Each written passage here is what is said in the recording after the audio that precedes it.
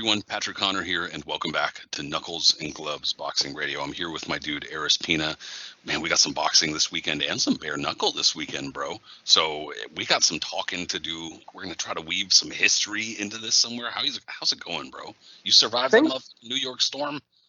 Somehow, man. It was pretty wild out here. The subways got completely demolished for a few days. I had to walk over the bridge to get to work.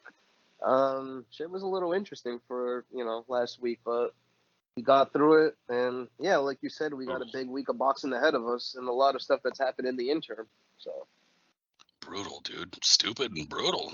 Well, I'm happy you survived. I mean, it's bad, but it's just like the infrastructure out here is completely useless, especially for, the train situation. So all those videos that go viral of New York City going underwater and it looking like Waterworld or whatever, I mean, it's exactly how it looks. There's nothing that they can do to really block that, unfortunately. I really feel for the people who got stuck on the train because some of them had to sleep overnight. Man, you misspoke and said infant structure, but I mean, like, that's legit though. It shit is infant structure. It fucked up, man. Took a storm and shit turned to infant structure. I mean, like I said, I'm happy you didn't ruin too many sneakers. Everything's all good. Nah, man. I actually crazy. I posted a video on Facebook where you see me like I'm actually taking my sneakers off and I'm wading through like shin deep puddle in my courtyard to get back to my apartment. Yeah, I mean Pacific Northwest. I was not about to sacrifice my kicks.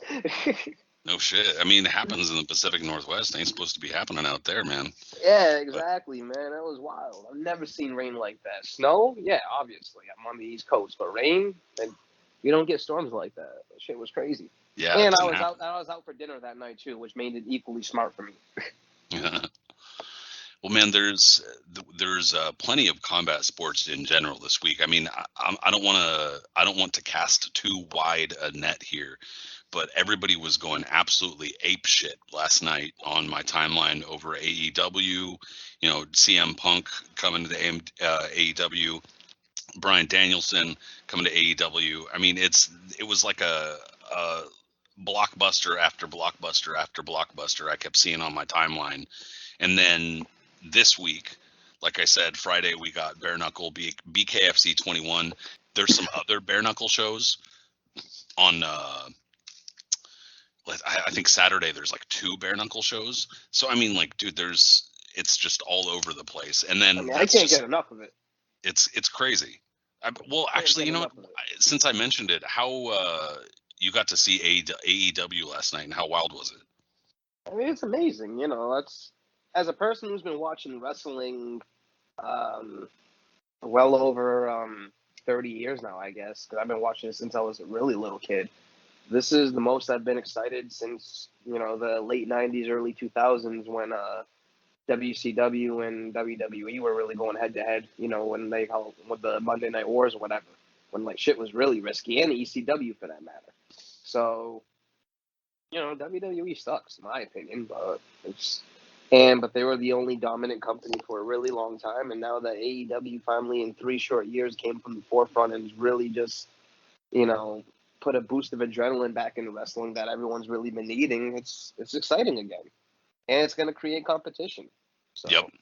Well, and that's another thing that I think maybe an analogy that some people who aren't into wrestling but are into mixed martial arts might get is it's like UFC becoming such a massive brand that it's almost like it can't support its own weight.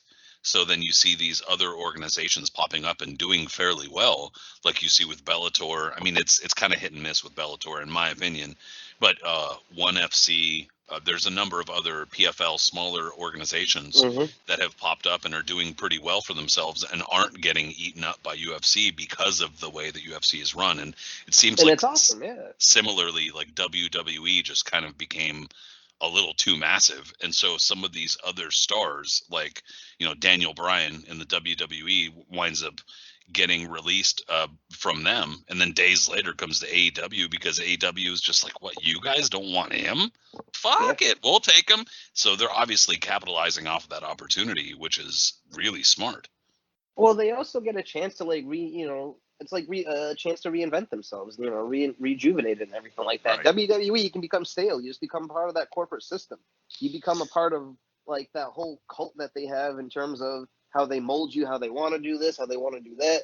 Well, they just came out with a report recently where the new president of WWE, or recent one, whatever, his name is Nick Khan, no relation to Tony Khan from AEW, but he had a thing recently where they said they're not going to go back and check any of the independents or the territories, like the people who aren't really signed, but they're out there doing matches and like the different promotions out in the country. They're not going to go seek any of that talent, which is really essentially the best that you can find. They want to build their own ones. So basically, they just want to make WWE clones, puppets, robots, whatever you want to call them, and find guys who are athletic, maybe former football players, other stuff like that, and then train them and clone them into the WWE style that they find suitable, and then they'll go from there.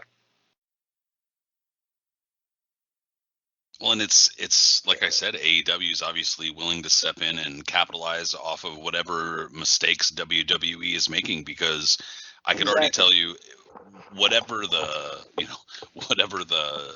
facts are, and I'm not big enough a wrestling fan to be slapping down all the facts and details left and right, but even so, just going down my social media timelines, for hours on end, people were going, that was the best wrestling pay-per-view I've spent money on in decades.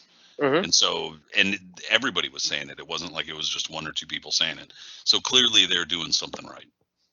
Yeah, man. I'm really excited to be a wrestling fan again after years of just kind of being like whatever about it. I don't watch WWE anymore. I honestly held the network just to watch the old stuff that they keep from, when I was a kid and before that time period. But yeah, AEW is where it's at. I'm excited for their future. I'm excited that it seems like an awesome company where they really take care of their talent and want to see them succeed, and everyone's like a big family. Whereas in WWE, stories are out there how people are in that company. So, yeah, it's awesome that they're doing good. The momentum's at an all-time high for them. Everyone's talking about them, and for the moment, they seem like maybe if not the number one brand in the country, in the world. The most popular one, and the one that everyone seems to be like, what, I kind of wish I was over there right now. So we'll see how it go, how this pans out in the next year or so.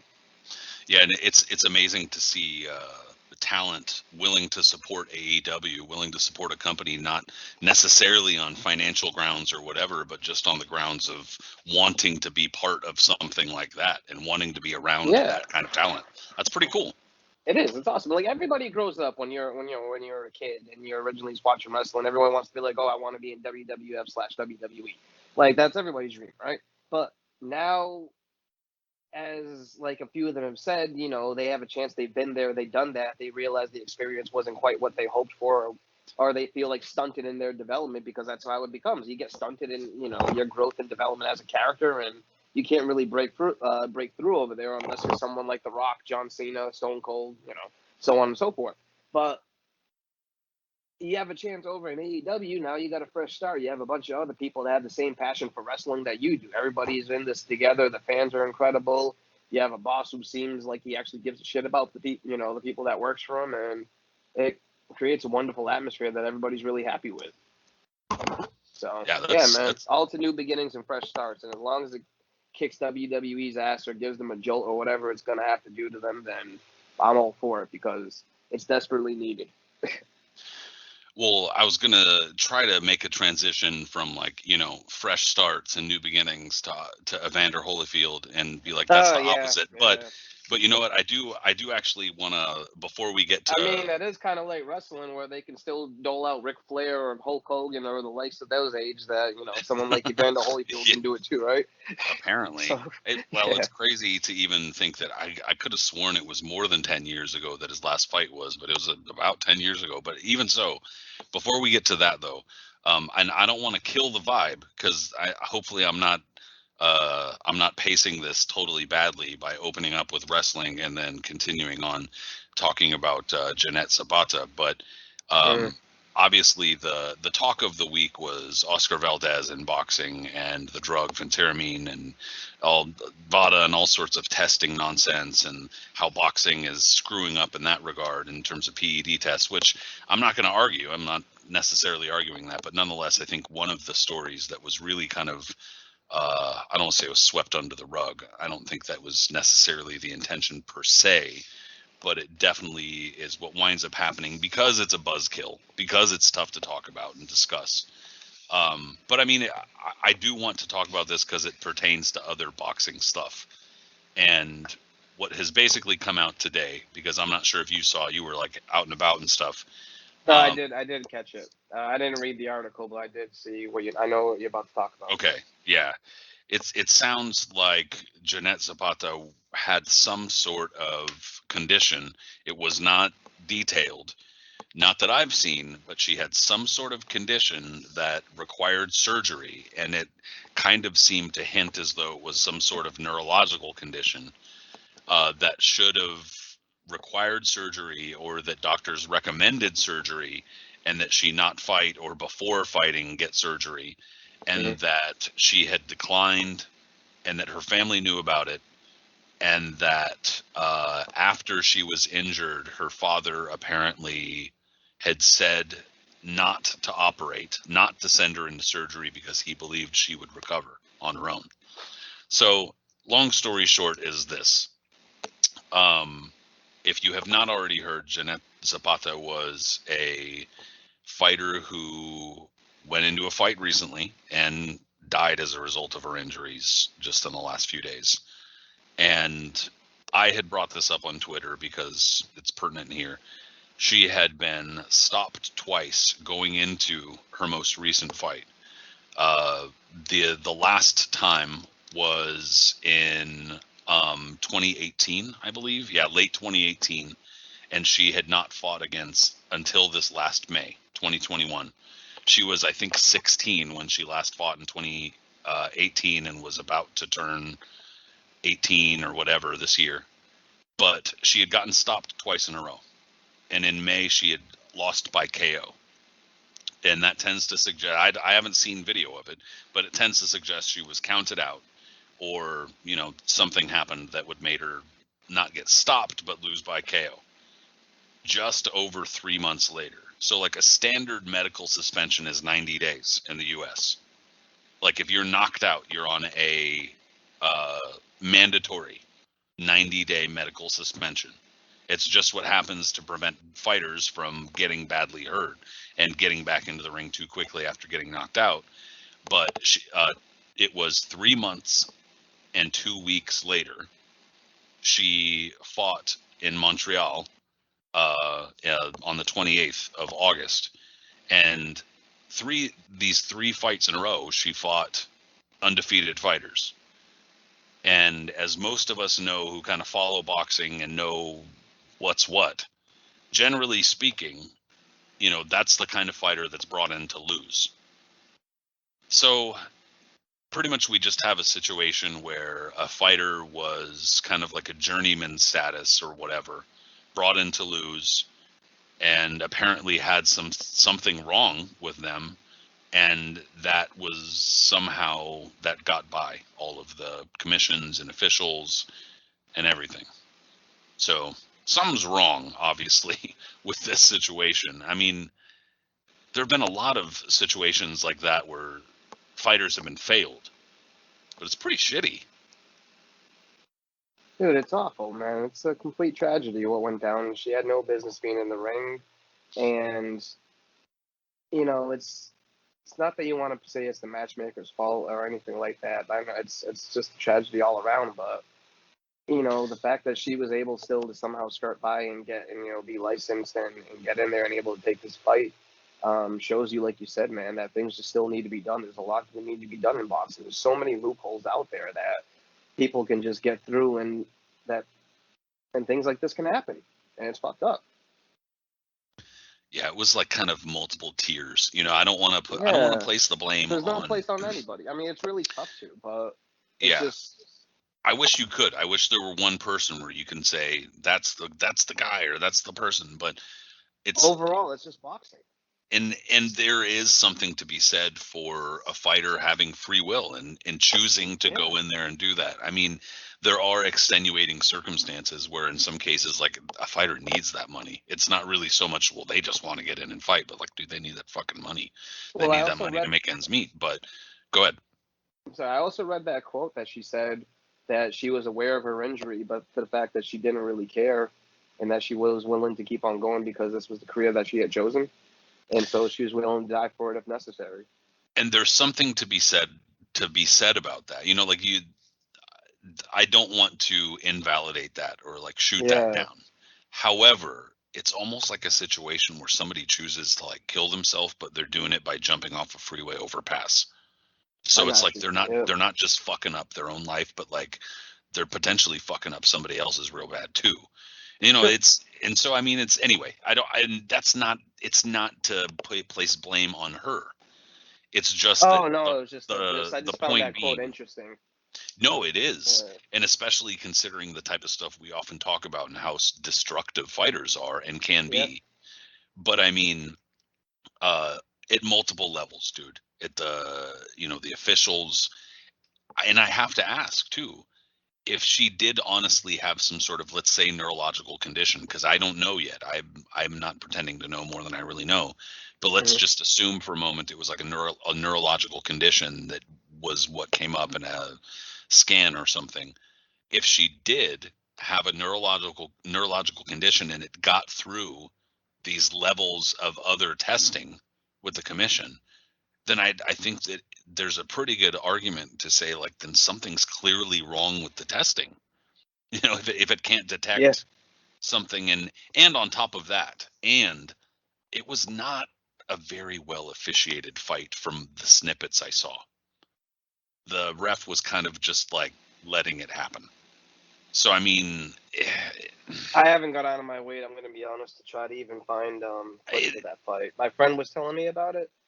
That was hanging with me this week, and he was explaining it, and I was like, you know what, I'm not even. No, you don't. Yeah.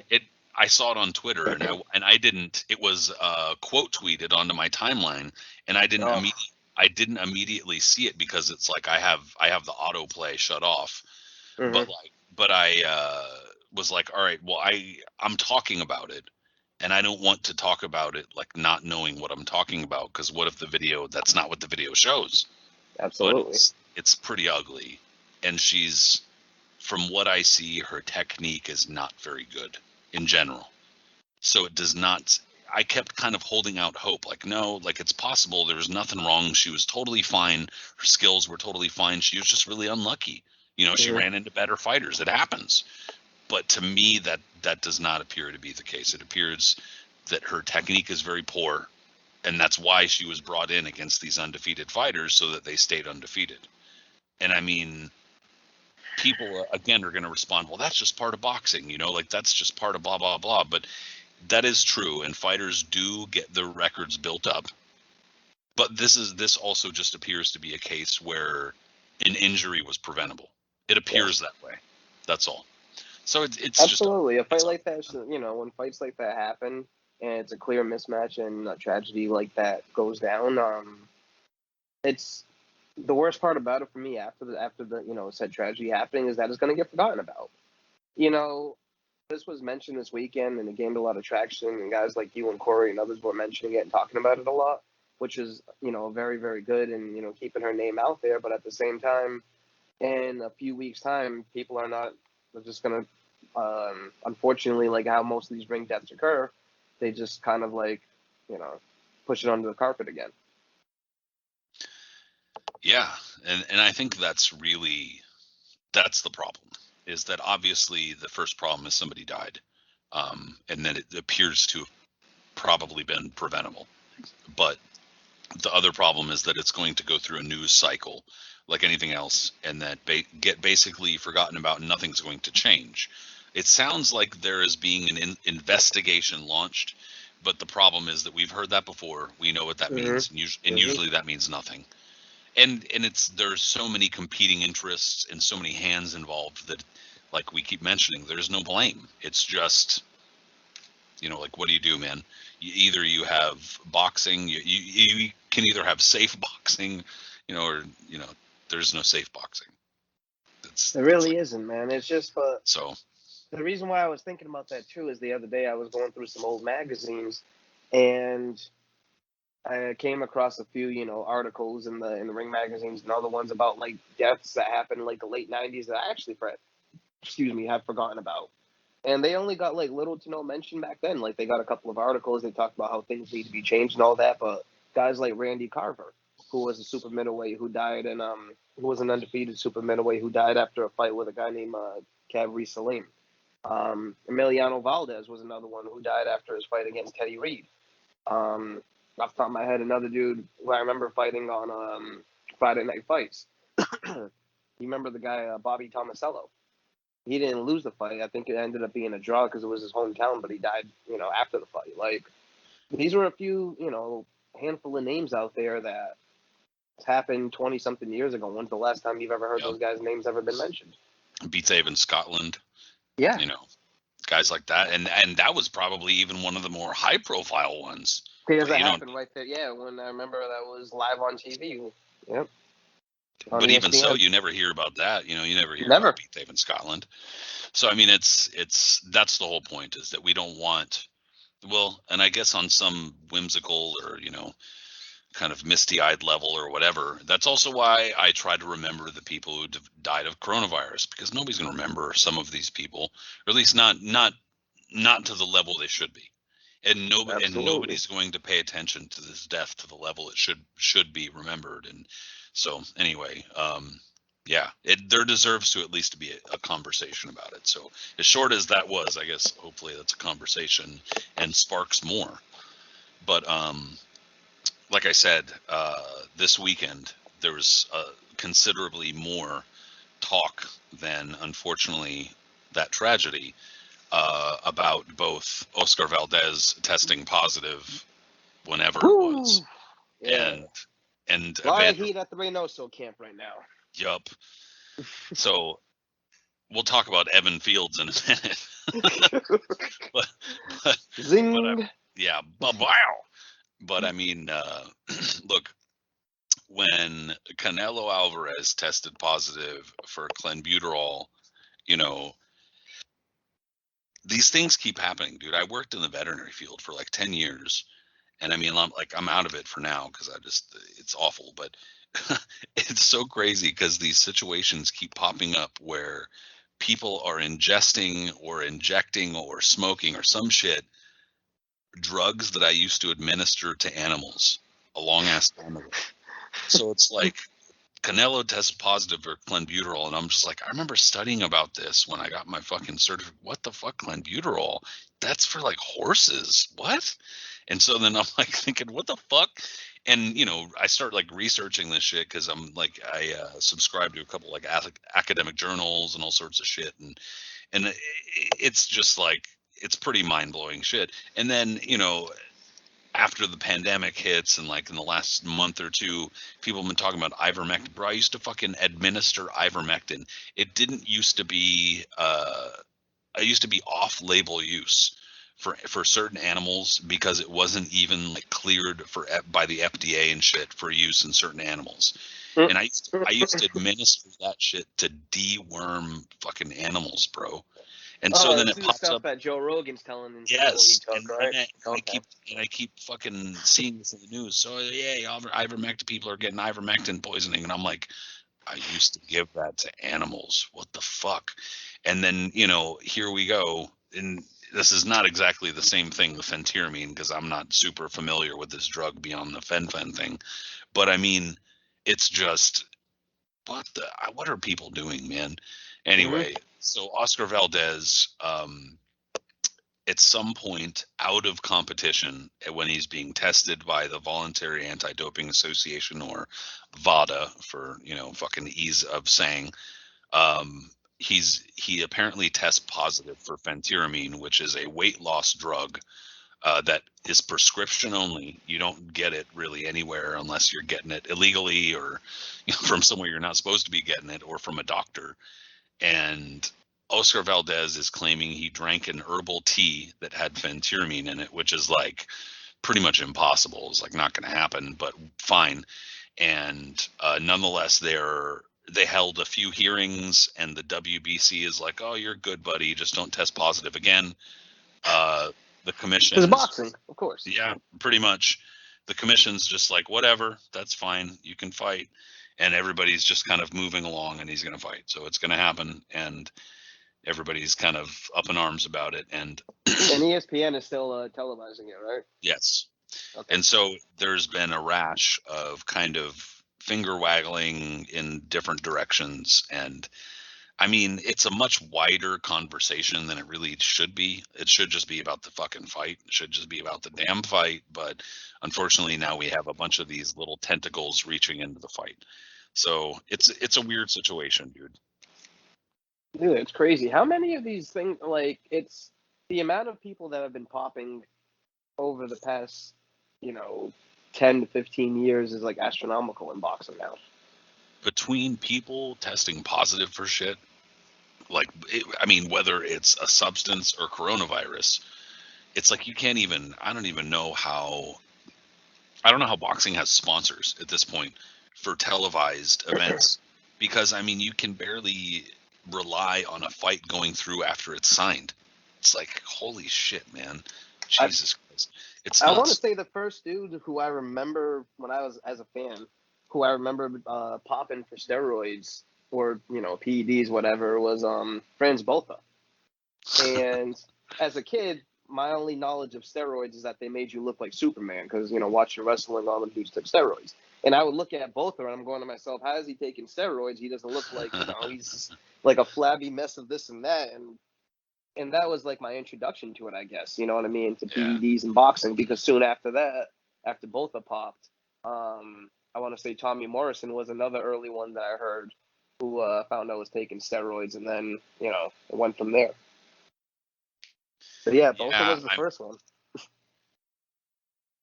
Yeah, there have been a whole lot, and I remember I've brought this up before. I'm not sure if I brought it up on the show, but I've said it before, like on social media. In the 1980s, must have been, 85, 87. Miguel Lora, Happy Lora, wound up having to go before he had to go before the California State Athletic Commission because he was accused of having sugar water in his corner, of his corner having put sugar in his water. Yeah, I suppose in an effort to give him some sort of sugar rush, I guess, during the fight. And he wound up like, so this is kind of obscure. Like, nobody really talks about this shit, but I remember reading about this shit a while ago and in the LA Times and just going, that's fucking weird. But anyway, yeah, nothing happened. He had to go to like a hearing, and the commission wound up finding him innocent or whatever, because during that time he hadn't fought anyway, so I think they were kind of just like, whatever, just don't test positive. And nothing came of it, and to my knowledge he didn't test positive for sugar after that. What's interesting, sorry. Go ahead. No, go ahead. What's interesting is that he would have to go before a hearing for some sugar water, whereas Aaron, prior to my knowledge, didn't have to go through any of that for his black bottle.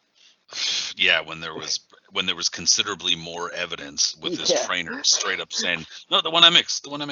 Exactly. Yeah. So it's kind of like, what the fuck are you talking? What did you mix? But what did you mix into it is the question. But all taped up, looking suspicious. All of a sudden, Pryor, who just took like a monster right hand that would have killed most dudes, just hops up and, like it's the first round again and just annihilates Arguello. Yeah, not suspicious at all. Extremely suspicious.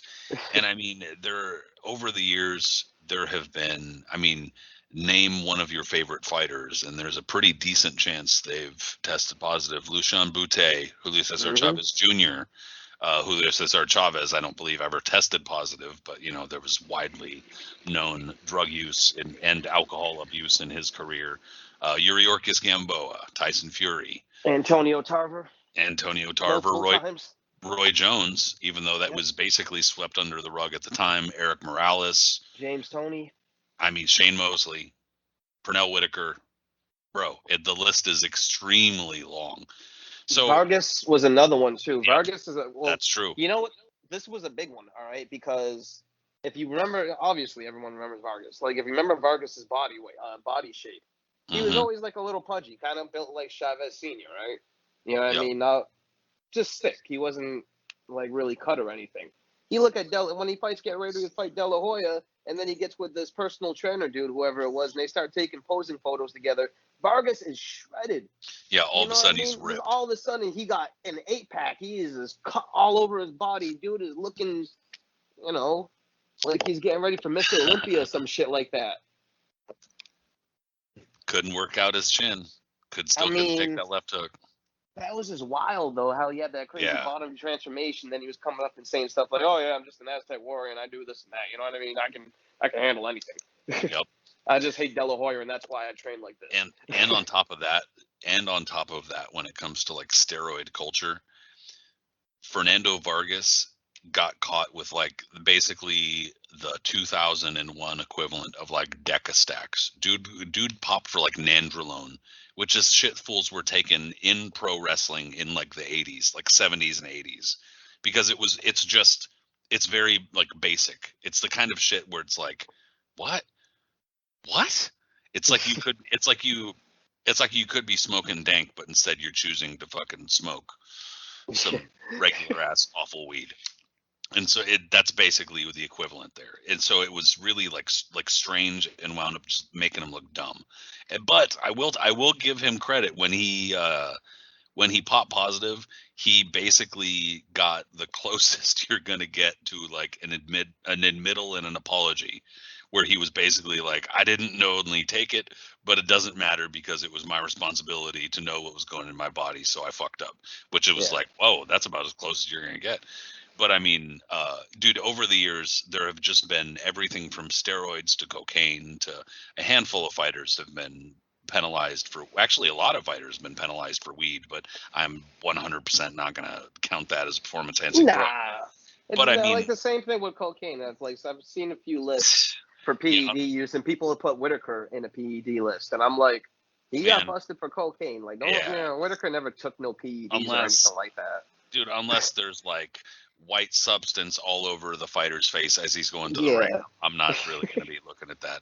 But I was going to say, when it comes to performance enhancing drugs, a lot of things, one of the things that a lot of people seem to forget or perhaps don't know is that they're not generally being taken in competition to like aid during a fight like that.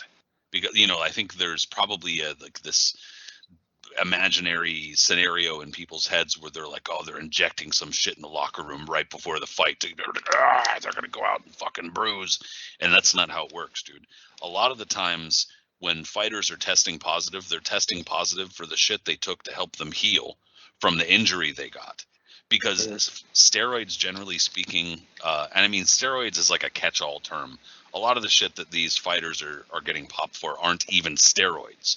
They're just substances that have fallen under this magical umbrella of steroids because they're considered a performance enhancing substance.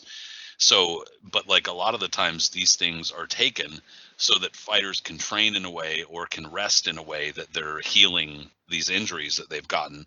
And the fucking ironic thing is that taking a lot of these substances is actually what caused the fucking injury, because a lot of these substances weaken cartilage or weaken ligaments and shit like that. And so, for instance, you saw James Toney. He had, I think, 2 Achilles injuries that were right around the time that he was jacked up. And he also had some ligament injury in his shoulder the exact same time. Dude, and Tony was jacked in the early 2000s when he was like making his comeback on Fox Sports. No. And he was never like that. Even when he was like in high school, the dude was like 225 and big because he played football. I mean, he just was never like that. So, I mean, it was like... And you would see these photos of him and, usually featured in Ring Magazine or something like that. And he would be wearing, like, usually a T-shirt or something, but, like, really sweating through so you can see how big and bulky he had become.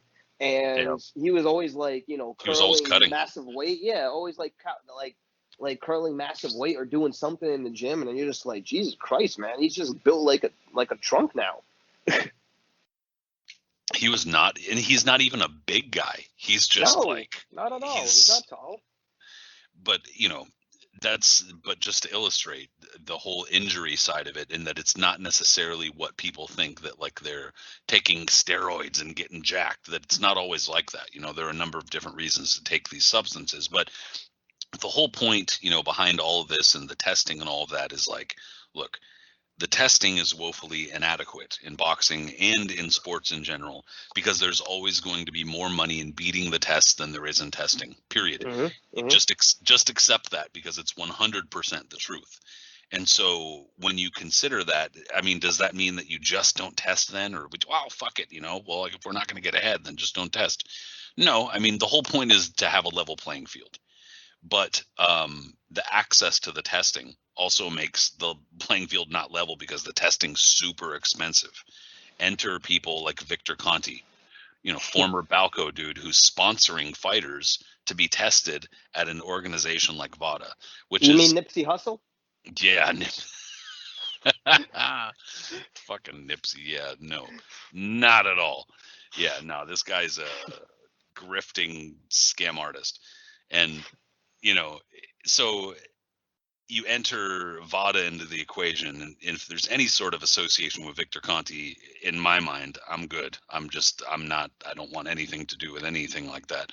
But it's a very convoluted conversation now, because Oscar Valdez tests positive for something out of competition that is on the banned substance list by VADA, and honestly probably should be, because it's not something that you're just going to come across in everyday life. Is going to need a prescription from a doctor and can help you lose weight, but it's not on the World Anti-Doping Association banned substance list in competition, meaning there's this kind of master universal organization that oversees what the banned substance lists are. The problem is that it can be fairly subjective. Again, this whole thing is fucked up, the entire thing. So that it's even a problem is kind of laughable. But now it's just basically calling a whole bunch of shit into question about this fight. And then, like you said, opening up, this entire camp now kind of looks like, what's going on here? And now we're starting to see Andy Ruiz look super jacked. Yeah, and Ryan Garcia for that matter. I mean, if you look at Ryan Garcia from 2019, and you look at him today as like a whole new person. I understand he's growing up and stuff like that, and he was still a kid or whatever, but I mean, he's pretty jacked himself. Not that I'm accusing anything, but I'm just kind of like you just said about Andy Ruiz. Everybody all of a sudden is just bulking up over there. I mean, people are going to come to that conclusion regardless of what's happening. That's what it comes down to. But I mean, a lot of fighters, the main thing is, the reason why I said that is because mostly a lot of fighters who are either in competition for Canelo, Ryan, whoever it may be as a part of that camp, is throwing fingers over there. Namely guys like Devin Haney, who I noticed was really going in talking about the meat and other stuff that they eat. Caleb Plant went on a scathing rant, hence the Nipsey Hussle comment. And yeah. Yeah, I mean, and that's pertaining to Victor Conti's nutrition company, Snack. I don't even remember what the fuck it stands for. Who cares? It's SNC. Yeah. Apparently, he compared him because he said anyone can change their ways and redeem themselves. Nipsey did that. He was a former Crip and he did all this other stuff and blah blah blah. And yeah, imagine comparing Victor Conti. That's almost as bad as when the other dude, that Gareth Davies dude the other day, compared Ebony Bridges to Muhammad Ali. Rob, people with their off the wall comments. I'm telling you right now, if I'm running from somebody down a fucking alleyway, and it's like there's a fork in the alleyway, and down one fork is the Crips, and the other fork is Victor Conti, I 100% am running to the Crips, bro. 100%. I will sea walk my way over to the Crips, and I will run from Victor Conti. Fuck that. Are you kidding me? Tells you all you need to know. Yeah, it's not happening. But anyway, as it pertains to Oscar Valdez and Robson Conceição, they're fighting in Tucson. and the Arizona Commission or actually, it's not even the Arizona Commission. I don't believe. I think it's one of the local tribal commissions. But nonetheless, that's not to malign the tribe or the tribal commission at all. But they are a commission, meaning they, generally speaking, don't know what the hell's going on. So, anyway, part of the controversy is that ESPN, like you said, is televising this, and people feel as though there is a moral or ethical obligation on their part to not do so, or to speak out more against it, or to say, offer some statement or something, because it's a world title fight. And hey, I guess there is some sort of possibility that what if Robson Conceição, for instance, got injured in this fight, like injured very badly, then obviously that would open up an entirely different conversation here. You've mentioned that many times, and others have said the same thing, that it's going to get to the point where someone's going to get seriously injured in a fight, and the person who they got injured against is going to test positive for something, and the fallout from that, it will be catastrophic. Well, and I guess since we do the history thing, it has actually already happened. It's just that the fighter who got knocked out didn't quite get hurt badly enough for it to make a difference. And that was Erkan Tepper against David Price. He knocked him out, and then remember he knocked him out like brutally. That's right. And then he tested positive. Yeah. You're totally right. I forgot nothing about happened. That. Nobody did nothing. Nothing happened. And now David Price is wandering around wearing those oversized fucking suits. Yeah, man. That was during that run, because wasn't Price... He was never knocked out viciously like that beforehand. I think it was just losing against Tony Thompson at that point, correct? Well, I mean, he got knocked out. He got knocked out pretty good, but it wasn't like... He wasn't like... Yeah, that was pretty bad. I mean, yeah. And then, when he fought, I remember that one. That was because he got his head... I'm remembering it now. He got his head knocked under the ropes, right? I believe in the corner. I think that's happened to him twice now, actually. Oh, God. I'm not trying to be a dick, but... Man, yeah. Oh, poor David Price. Yeah, I think it's actually happened to him more than once now, where he got knocked out to the point he was kind of like slightly under the rope. But yeah, I guess the closest we can say to it, unless I'm missing something, would be Gotti never tested positive for PED, so I'm not putting that out there. But in terms of controversy, I already know what you're going to say. Joey Gamache. Yeah. Well, and Joey, who now is a trainer and I think runs his own gym, if I'm not mistaken. But he from what the last I heard him talk about the fight, he said he still has headaches from that fight. I don't know. I'm not going to accuse him of lying. I don't know how often he has headaches, but I would believe it, because that was an extremely brutal knockout, and it looked like Gotti was a good 1 or 2 divisions higher than him, and kind of brought some visibility to the problem of hydrating or rehydrating and weight loss and stuff. Yeah, because Gotti was notorious for rehydrating more than the average dude, clearly, as we saw him. Because that wasn't the only fight. Gamache was the one who got injured the worst, but before him, because this was like his rebuilding period, like he had knocked out Eric Jakubowski, or one of them, and he looked like 2 divisions bigger. I think a fight before that on HBO was against Reyes Munoz, who got taken out on a stretcher. And Gotti looked about 3 divisions bigger than him. So, yeah, he used to bulk up between fights. But that's what I remember. Yeah. And he had his share of, like, brutally knocking out some scrubs, too. So it wasn't like he was not quite a saint in that regard either. But, I mean, it definitely brought visibility to that issue.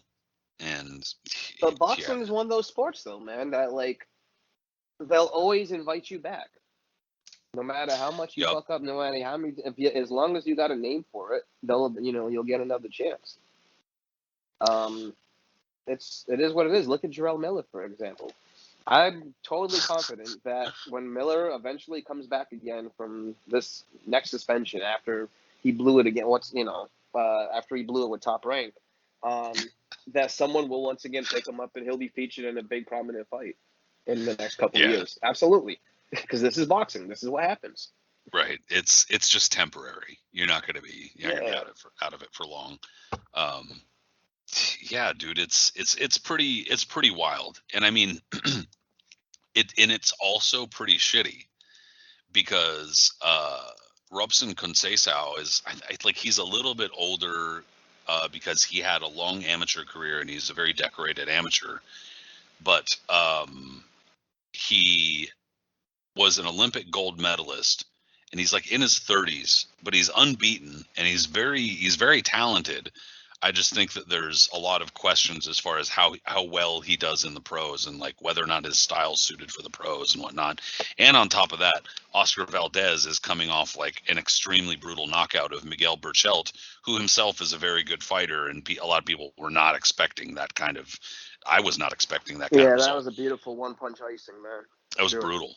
So that was terrific. And I mean, I think the odds are already with Valdez, but the problem is that like this entire pre-fight circus has really overwhelmed any sort of talk of the fight to where there's really not that much. It's really all about whether or not the fight should be happening. So it sounds like it's going to happen either way. People need to shut up and just basically start analyzing the fight. What's going to happen here?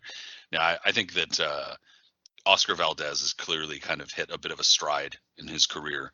He's young, a little bit younger anyway than Robson Conceição, and has clearly the better experience as a pro, and clearly has the momentum on his side.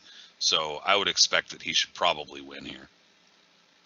Agreed. I mean, I'm a Valdez fan, regardless of this testing, whatever. And like you mentioned, everything right there, I think he really is hitting his stride. He looked amazing in his last fight, and if he's at his peak right now, I don't see how he's not going to pull through with this one.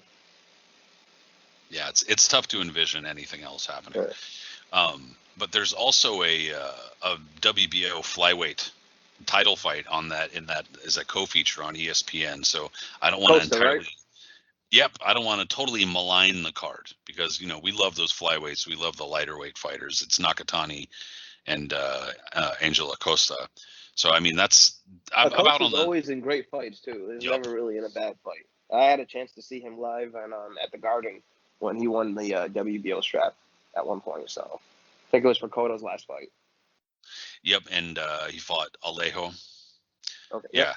He won the vacant junior flyweight title. Yeah, he's been in a couple of pretty like explosive fights and a couple of them that ended inside the distance, and he's either kind of like a stop or get stopped kind of guy. For the most part, he's in fun fights, and Nakatani's undefeated. So I don't know. I mean, this is. Look, there was always going to produce action. There's no way it's going to be like a boring fight where it's going to be tactical and something like that. So. In recent years, Japan has been coming really strong with a lot of their like kind of in the flyweight to bantamweight range of fighters, and I would expect nothing less here.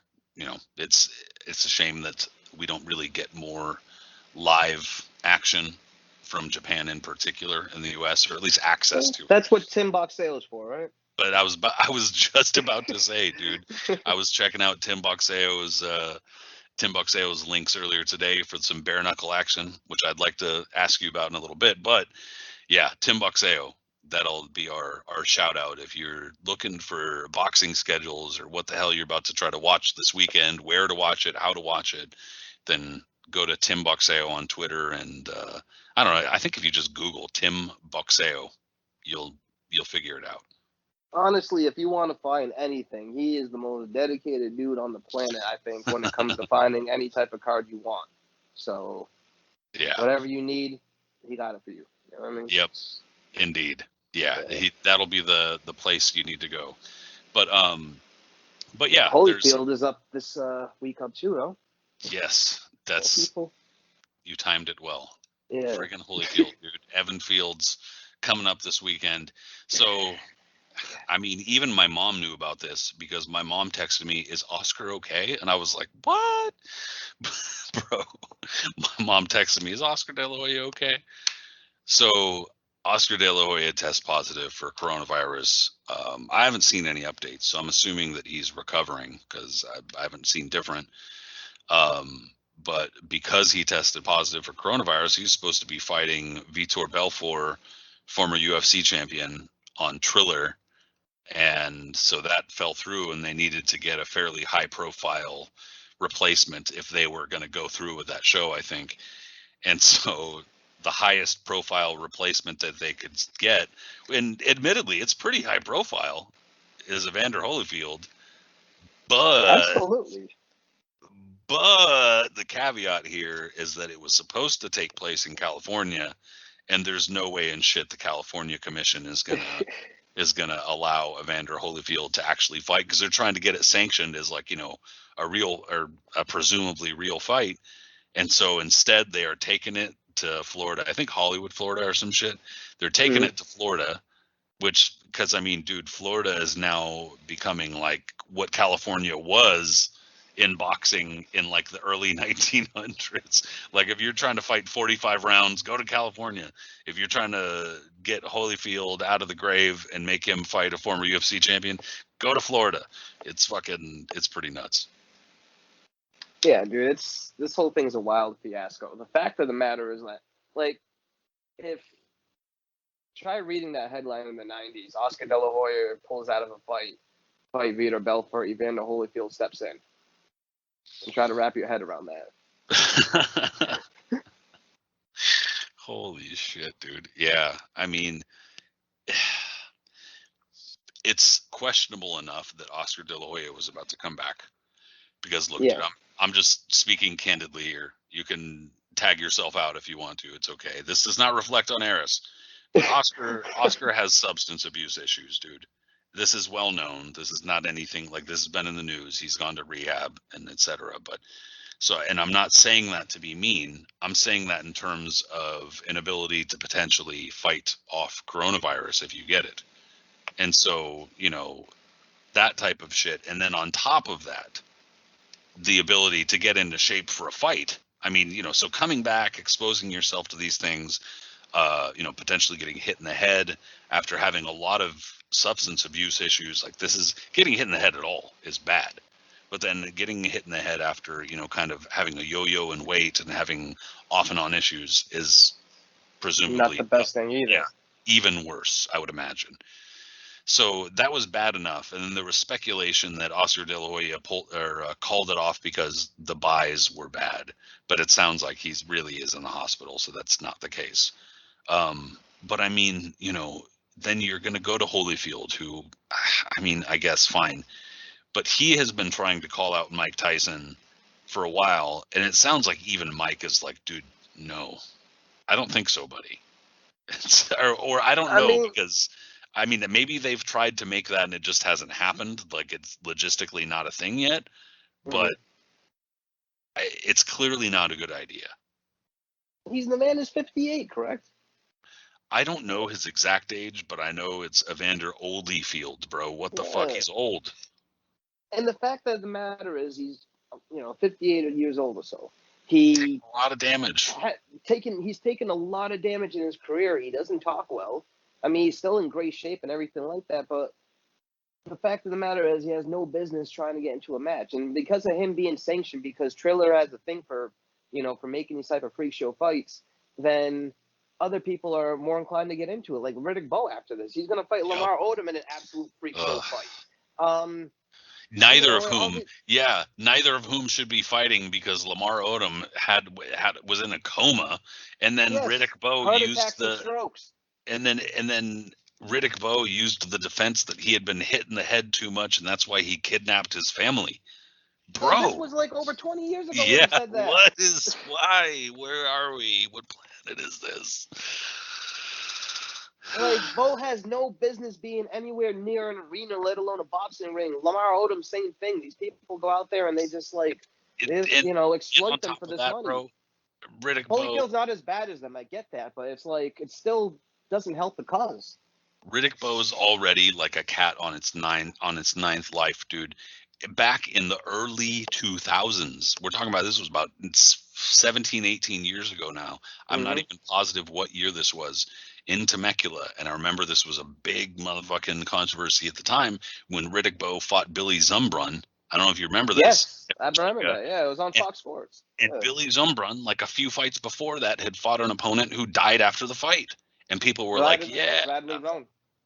people were like, "This is bad. This is a bad omen," and he got through that. Badly wrong. That was He got the guy through had a that, heart but attack. he got through that fight somehow. So now it's like I feel like we're on borrowed time, dude. The cat's on its 10th life, and we're on or 9th or whatever the fuck, how many lives they have, but it's on the last one. Let's not do But this. this all started because of Tyson. When Mike said he was coming back, those videos went viral during the pandemic of him hitting the bags and everything, and then he yells, I'm back, and all this shit started. That started the whole firestorm, man. The same thing when George Foreman made his comeback in the 90s. We weren't, fans during that time period, but we've read enough about it that the exact same thing happened. When Foreman came back, all the other heavyweights decided to come back at the same time, or at least they were trying to. But they weren't as varying degrees as washed as what's going on. They were still able to be competitive. Larry Holmes came back and was still able to be a player in the division for the better part of the 90s. Like a lot of the other guys didn't fare as well. Guys like Jimmy Young and Harry Coetzee and guys like that. But the same token, Tyson doing this now is bringing dudes who have no business being even close to being in the ring, like taking serious beatings, unlike some of those guys that I just mentioned. Like like Evander Holyfield. Holyfield's probably been itching to get into the ring for a long time. He's always going to have that competitive spirit in him. He sees that Mike Tyson is coming back, and he probably wants the payday that's going to come with it too, of course. So he's ready to jump in there. Yeah. Riddick Bowe sees that. He's ready to jump in there. You got all these other heavyweights from the 90s now coming out of the woodwork. Ray Mercer said he'd love to do it. You have James Toney fighting Jeremy Williams that just popped up. Like, what is this? What is life? Yeah, that's yeah. And James Toney, God bless him, has no business being near ring either. I don't know anything about Jeremy Williams. I don't know how, but I know that Jeremy Williams was getting brutally knocked out by Sam Peter almost 20 years ago.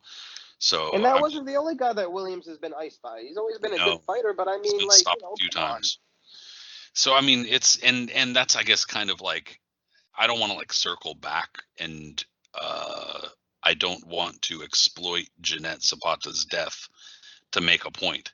However, these things are connected here, dude, because head damage just does not happen in a vacuum. It does. It's cumulative.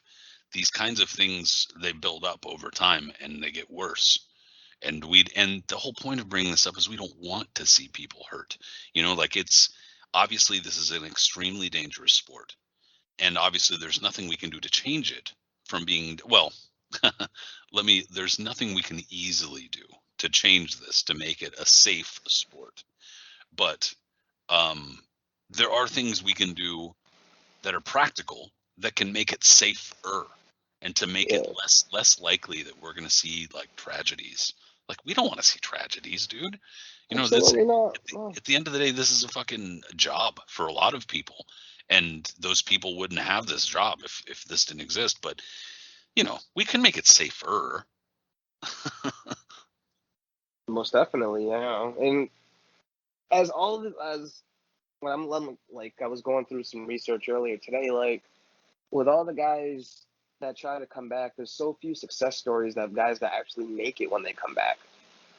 From I think like the earliest you can go to the turn of the century with guys like Peter Mayer and Bob Fitzsimmons, who fought on extremely long for their era. You know what I mean? Move up and find a guy like Kenny Lane, for instance. Remember the lightweight contender from the 50s and the 60s. He retired for a good 20-something years, came back in the 80s at the age of 50 years old and had a handful of fights, 10 rounders and stuff like that. Like, and he won all of them except for one. Then he tried to make another comeback at the age of 65 and made enough rumble about it that it had a little bit of a write-up in Ring Magazine talking about it. And I remember that article because Lane said there was somebody at his gym that wasn't listening to him and he wanted to give him a lesson. And then he was like, I'm still in good enough shape to, get in there and still compete if I had to. And I think he tried to get a license, but they turned him down because he was 65. How old was Dewey Bozella? Remember that? Yeah, I do remember that. Yeah, I don't remember how old he was, but I'm not trying to clown either. Like I think he was like in his 50s. I'm pretty sure, but I don't know. Might have been like late 40s, but either way. Saul Mambe. Yeah, Sal Mambe. I Shit. mean, Manby is worse. They would not say worse, but Manby, I think he holds the record, either him or Duran, for fighting. Well, I think they both fought in the most decades. But 5, yeah. yeah, I'm not sure which one had the last fight or whatever it was. But Manby's last fight was around what, 2009, 2000, 2008, 2009, Damn. and I remember because 2008. I had to look it up, but I remember because there was interviews about Manby training as a guy in his early 60s getting ready for another fight. He went 10 rounds in that fight, by the way, which is really impressive and sad at the same time. But he was there training, and he's being interviewed, and he was like, yeah, I've never taken a beating. I've never been knocked out like that. He was like, I'm fine. I can compete. And you see him hitting the heavy bag, and he was training. They show some of his old fight footage and all that. And then the lady ends it with, not only does Manby want to compete, he thinks he can be a good opponent for Ricky Hatton. And and then Manby ends it with, and I love this actually, he goes, all them titles out there, one of them belongs to me. Oh my God. Yeah. Yeah, dude. I mean, it's not ideal. Yeah, it's not ideal to see some of these guys. And it's not just the age. It's the amount of punishment that they've taken over the years, and Holyfield in particular, being that he was exactly the kind of fighter known for his determination and ability to soak up punishment and come back. That's kind of the point. But it's bad, dude. And Yeah. on top of that, it's like it also begs the question, like, what's this for? And are they even going to make that much money? Man, I hope so. I don't know. I mean, I hope so too, but I guess will that depend on how like you said, how many buys this is gonna get, and all. This whole event seems cursed from the beginning, from how it was supposed to be, like with Teofimo supposed to, was going through, and all the crap that's gone through with that one, which is a whole story in itself. With the same thing now, the Oscar fiasco, how it has to be changed. Holyfield now stepping in as the main event. People, raising concerns that it has to be moved because what was it, California won't sanction that type of fight, rightfully so. So they go to Florida, of course. And, um, it's like, it's just a whole fiasco, man. There's, like I said, this thing just seems doomed, and who knows what this fight's going to hold. It's supposed to be a real fight. This is a sanctioned fight. This isn't an exhibition or whatever. This is a sanction. This is going on Holyfield's record. And you know what, dude? I'm sorry, because I know a lot of boxing fans get all like defensive about this shit, and then like MMA fans get all defensive about it, because I get it, like it's pretty tribal, but dude, I think Vitor Belfort might have kicked Oscar De La Hoya's ass. Like, and I'm being serious because I haven't seen. It's a lot bigger than him, no? He's I'm not that familiar with Belfort, to be honest, and like a lot of his fights. Not a small guy, and on top of that, he took testosterone for a long ass time, and that's part of the so he's probably most famous for stopping Tito Ortiz. Okay. And that was like 1999 or some shit. Like that was a long time ago, dude. Maybe a little later, but regardless, it was right around that time, and it was a long ass time ago. And back then, the drug testing for mixed martial arts, for instance, was like pretty shitty, and so a lot of those dudes look pretty jacked. And then he wound up having like a very good career, but then going on the decline, and then making a comeback in the UFC about 10-ish years ago, and having some pretty decent success. So he like already had like a second career, but to my knowledge and from what I've seen, he never really looked exactly like shot. He just looked, like older. He looked slightly worn, but he had also looked like a dude who had taken a significant amount of PEDs during that time. So, sure. But even so, I haven't seen any footage of him recently looking like washed. To me, it looks like he's still pretty athletic, still looks just fine overall, which I think would have been like really bad news for Oscar. But I could be wrong. Maybe I'm wrong. But that being said, everything I've seen from Evander Holyfield physically says that he is going to get like hurt. And that's sad to see, man. There's really no need for anything like that. And Holyfield probably does need the paycheck. And that's what enticed him to come back in the first place and hoping to get that fight with Tyson because he saw how much attention Tyson was getting, how much attention the fight with Roy Jones was getting, and that's got what everybody was getting excited about. And it brought everybody out the woodwork, and brought them all their old man beds and stuff like that. So I don't know. I have no idea what's going to happen with it. A lot of people are saying they have no interest in watching it. They think it's a freak show, and a lot of people are going to be interested in it because of the alternatives they're offering besides the fights. With the music and stuff like that, which is smart on their end. It is.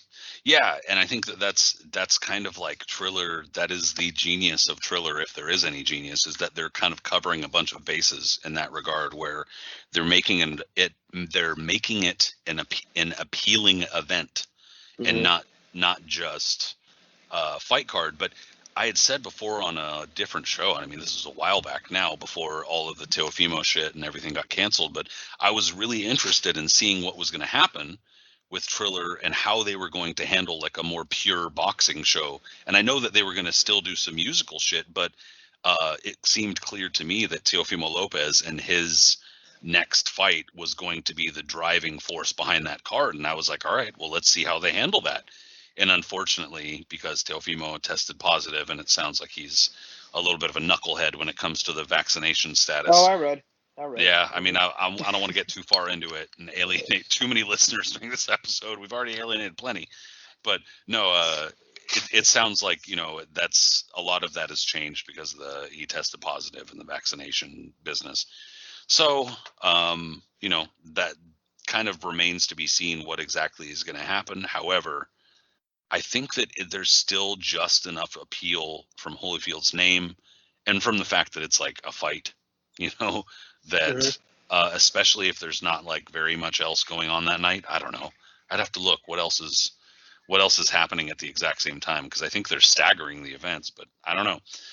If there's not anything else going on at that time, dude, they might get more buys than many of us realize. So I don't know. Let's hope not. Let's hope it does poorly. Anything, it's going to be an entertaining show because Triller always puts on an entertaining product for that matter. But it's just sad, like you said. It's just about Holyfield. And I know there's some people out there. People have commented on Twitter and such that would say things like, it's their prerogative. They want to beat themselves up, then let them do it. Whatever. I get it. You know what I mean? But it's just sad to see when I grew up watching these guys and they were almost like my heroes at one point. They were my heroes, and to see how they've ended up now and what's going on with them, it's really sad because it happens with every generation. There's always those guys that always hang on too long and then just become like, the number one prime example of when guys hang on too long, get really hurt. Like the poster boy for poster boy for just all that. And now guys like Holyfield and stuff trying to come back, and it just looks, almost desperate. But it almost makes me feel good that like a person like Terry Norris, for example, who I've always mentioned is one of my all-time favorite fighters, makes me feel good that a guy like Norris was forced to retire back in 2000 before these type of things really caught wind. That's a good point, yeah, because I could definitely see him, and especially because he is scrappy. Just in general, he's just like a scrappy guy.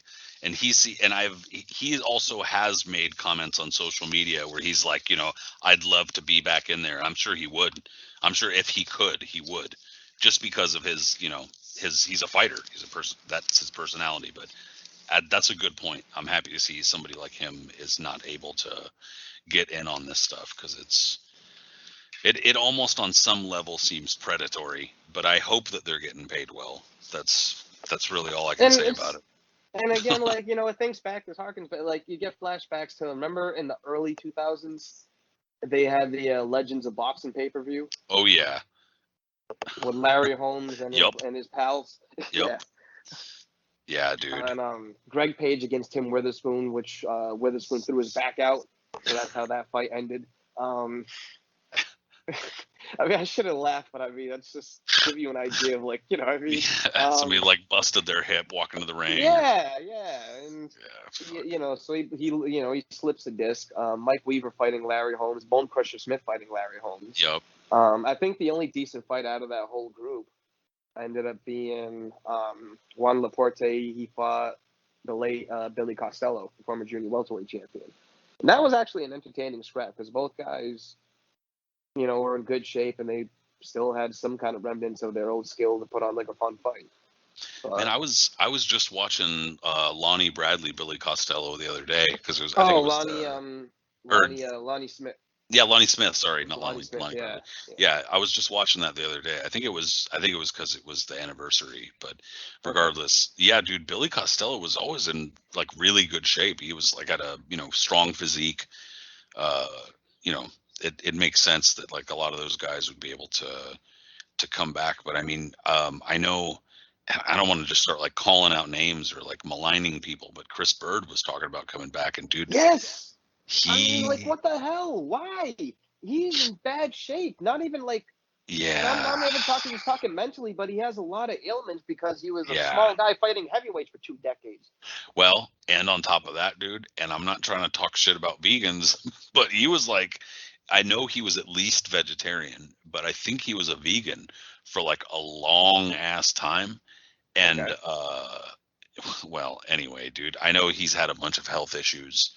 And on top of that, he went from heavyweight down to fucking light heavyweight and got destroyed by, who was it, Sean George? Sean George, yeah. Oh, God. That was so awful, dude, because he just That was bad to watch, man. Yeah, it was sad. I was like, oh, no. It was fucking terrible. But anyway. It almost was kind of like Ali Larry Holmes in the sense that, like, he just couldn't do anything. He literally was just a corpse in the ring, just standing there. He just had no legs. Like, he just couldn't compete. And there was a lot of excitement for that fight because I remember everyone was like, "Oh man, Bird moved down to light heavyweight. He looks amazing," because he did. He looked ridiculous, His speech sounded totally fine. Like he was perfectly cognizant and he was like excited. He was talking. He was like, "Yeah, Roy Jones, whoever, and Tarver, this one, that one. Let's make the fight. I'm down here. I'm in my natural division." I was hyped about it. I was like, "Oh, this would be interesting." And yeah. It wasn't to be. It definitely was not to be, dude. And it's sad too, man, because Bird, his last years is after he became IBF champion again, right? When he beat because he was WBO champion first, right? So he beat WBO champion, then he loses that to Klitschko, then he becomes IBF champion. And from Holyfield, right? I think he won a vacant from Holyfield. And it was those defenses after that he was taking the majority of his punishment as heavyweight. I mean, like, the Aikai Beabuchi knockout was brutal as hell, but that was almost like an isolated incident because he didn't really take much punishment aside from that. Yeah, during that time. It wasn't until the Galata fight. Exactly. It was after he beat Holyfield again and he started, like, settling down and not moving as much like he was. Like, remember when he started, like, I'll give you an example. When he got, like, the braids. Remember when he changed his hair from having like kind of like a flat top or whatever, and then he grew it out a little bit and he had dreadlocks. Around that time, that's when he was like standing still and taking a lot of those fights. Guys like Fresno Kendo got in his ass. Like you said, the Galata fight, Jamil McCline. Galata should have won that fight. He had him down. He had him hurt. I mean, I'm not like a Galata fan or anything like that, but he should have won that fight. No, totally. And then McCline, I think, dropped him too. And McCline was a massive individual. So those are the type of dudes like Bird had to fight. He had to fight guys like Klitschko, Ibeabuchi, McCline, Tua. Those were monsters. And he's a small dude. Like, he took a lot of punishment. Even though he was a defensive genius and made those guys look foolish a lot of times, the times he had to absorb those punches, it was a lot worse because of the size he was too, Yeah, dude, he would have been, had he been able to kind of like keep his weight down, or I mean, I'm not saying he was like ate himself to heavyweight, but he was at heavyweight for the opportunities. And even despite not having any power, it's on skill alone, he was a 2-time title holder. But just, had he been at cruiserweight, man, he would have been a hell of a cruiserweight. Oh, I mean, on par, they would have been discussing probably him on the terms with Holyfield and Usyk, absolutely. But there was no money at cruiserweight back then. No money. Literally nothing. Who was he going to fight? Uriah Grant, who he might have actually fought at one point. I don't know. Orland Norris, Al Cole, Nate Miller. Well, and all of those guys were talking about going to heavyweight anyway. Yeah, So Yeah, it's like, yeah. All of them eventually moved up to heavyweight anyways. They'd stay at cruiserweight, make a handful of defenses, realize there's nothing to do over there, and move up. yeah. Even if there was going to be a cruiserweight unification, no one gave a shit. The only time the cruiserweight division mattered, kind of like super middleweight during the 90s, is Europe. Yeah, I never. Man, he was at his best actually. He was actually pretty fun to watch at when he was fighting somebody who would, I guess, make the fight. Like, for instance, I remember the David Tua fight being pretty fun, and he hurt Tua with a couple body shots actually. But it was one of his best performances, man. Everyone, because Tua went to boot camp, that was the big thing. He was like losing weight, and he came in looking shredded and chiseled himself. Yeah, he had his weight down. He looked good. Yeah. And Bird put a whooping on him that fight. And I love the Jimmy Thunder fight. That's a personal favorite too, because Bird beat the shit out of him in that fight. Jimmy Thunder was always kind of like a. I love Jimmy Thunder, man. He was in some fun fights, but for whatever reason, he was kind of like rubbed me the wrong way. I don't know why. Yeah. I don't know, but well, anyway, Chris Bird, dude. He can always blast a dude. Yeah, I just hope so. Same thing. And now it's like Oliver McCall, I'm sure, is going to want to come back again because he was already active probably over little more than a year ago. Yeah, dude. It's. Well, I mean, I can't really blame Tyson entirely because I guess on some level. I'm not either. I'm just saying this is what happens though when a big name comes back and gets a lot of excitement. And not that you're blaming him, but at the same time, it's like I don't blame him because his name is going to be exploited anytime his name comes up. People are trying to make money off it. Anytime he's doing something, people are trying to make money off of his name. And so that was, I guess, his way of trying to like take it back, to take the power back and do it himself. But, obviously it sounds like whatever wound up happening after the Roy Jones fiasco, he was like, no, I'm distancing myself from this. And we're just, we're doing my own thing from now on, which is, again, his way of kind of just taking control, which good for him. But has he mentioned any potential anything?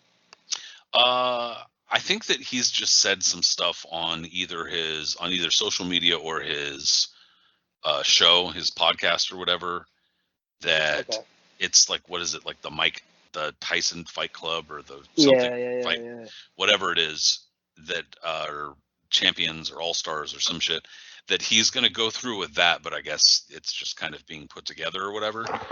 But that he was distancing himself from Triller and basically all of that shit. And so I guess what a lot of other fighters don't realize is that they think like, oh, well, if Tyson did it, I'm going to do it too. If like you see all sorts of fighters and from all sorts of levels saying, oh, I once met Floyd Mayweather in 1998. We need to fight now. Yeah. It's like, dude. Peter McNeely was on his Facebook. I showed you that nonsense months ago. Said he was going to fight Tony Tucker. What? Yeah, and Peter can't talk, man. He was right in a bag, and it looked bad. Looked real like you wouldn't think twice about robbing this guy on the street because he's got nothing. But it's holy shit. Martinez, speaking of people coming back, Martinez is coming back later on this month, but I mean, he's obviously on a different level than the people we're talking about, but just, everybody wants to come back. I think he already did. Didn't he already? No, he did. Yeah, totally. My bad.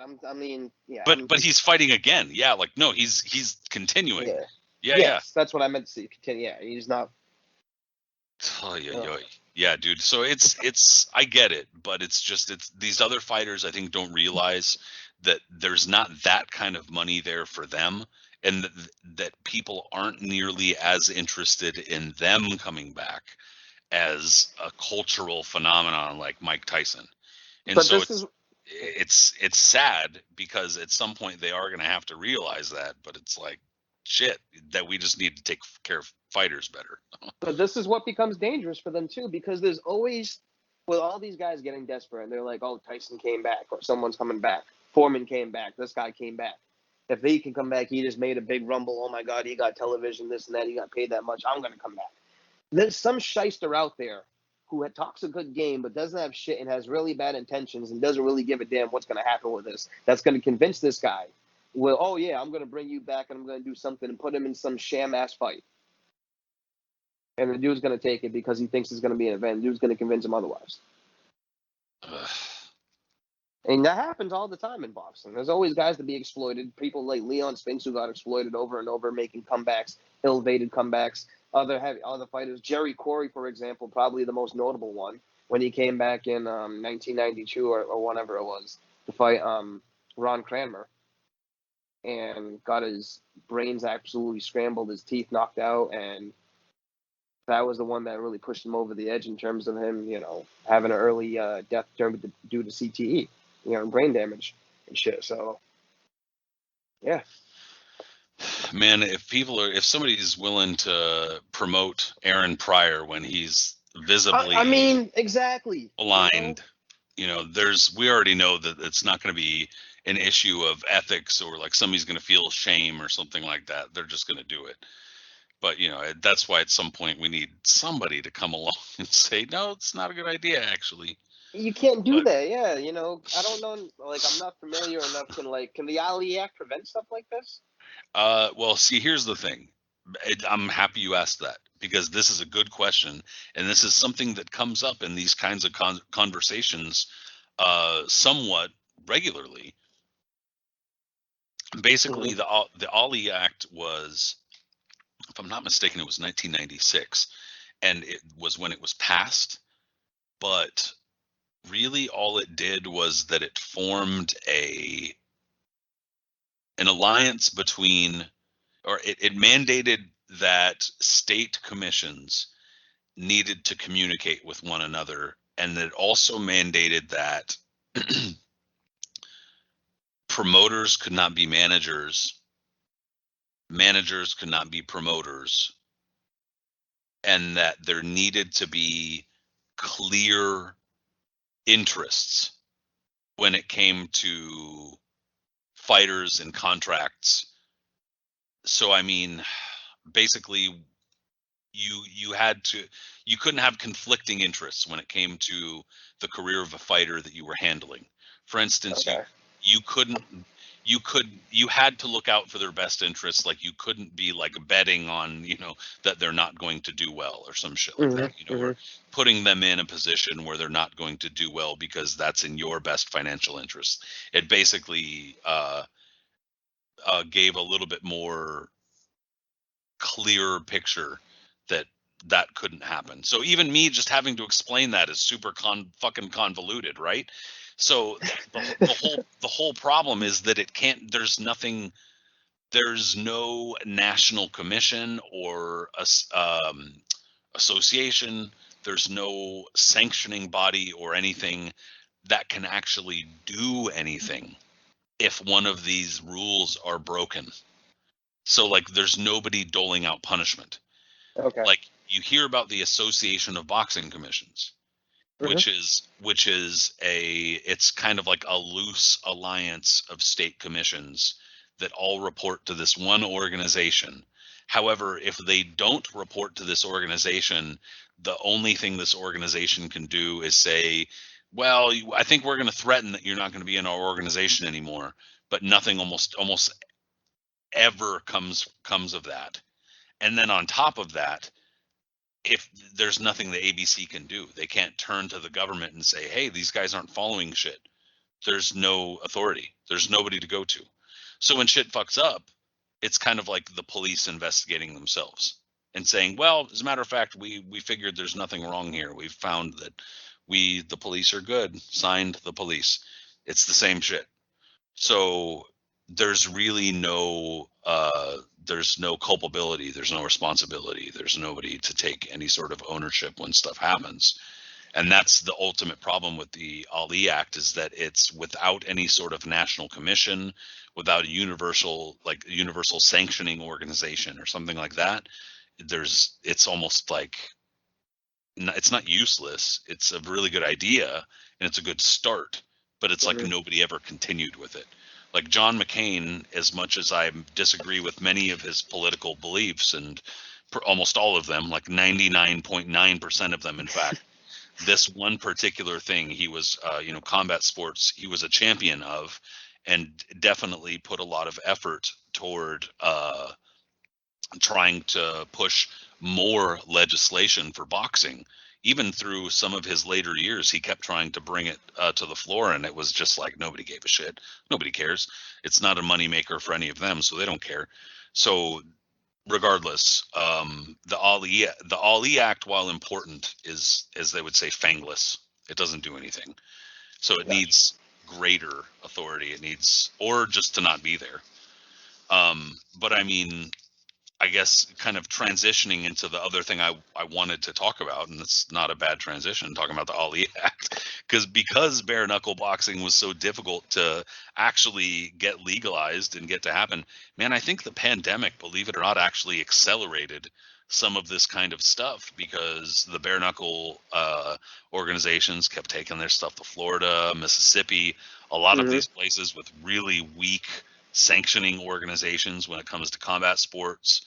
And on top of that, kind of makes you feel like you're back in the time. Yeah, dude. When this shit actually took place, right? So you had to actually hide and, whisper where the place was going to be at the last minute. And the pandemic was like, people wanted more entertainment from home and streaming entertainment. And that, I think, just fueled it. So, I mean, this weekend, I brought this up. Like I said, Tim Buckseo was able to confirm that there are a couple of bare knuckle shows this weekend. First and foremost, Bkfc, Bare Knuckle Fight Championship 21. I guess most significant to me because Wes, what's his name? I was just looking it up a moment ago. Wes the Soldier Combs, a guy I know named Jordan Gunther, who trains fighters out of McConnell's Boxing Academy, and I think he does his own training too in Portland and in Vancouver, Washington, up here. He is currently training Wes Combs, or at least in some capacity.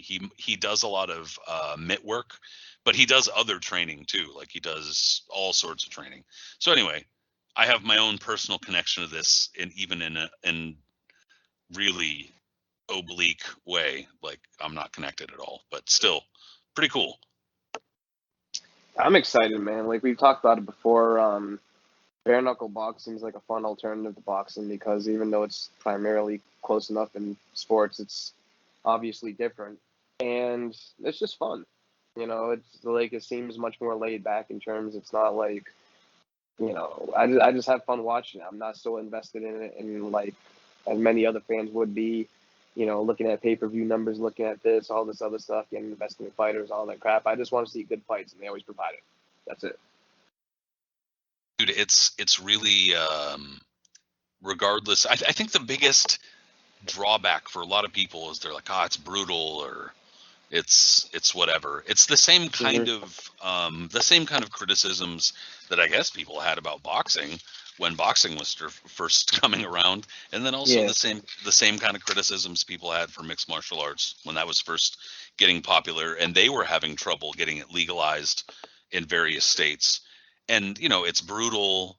The rules are crazy. There's a lot of blood. Holy shit.